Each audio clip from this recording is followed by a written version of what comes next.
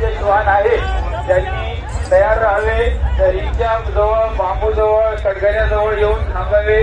तसंच तुम्हाला सांगण्यात येईल त्याप्रमाणे मग तुम्ही रिंगमध्ये पाचारण करा.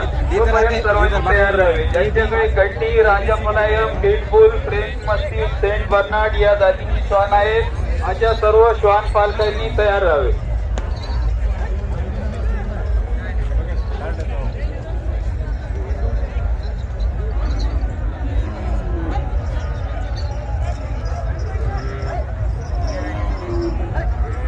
व्यंकट उभा करा, व्हिडिओ काढ तिचा.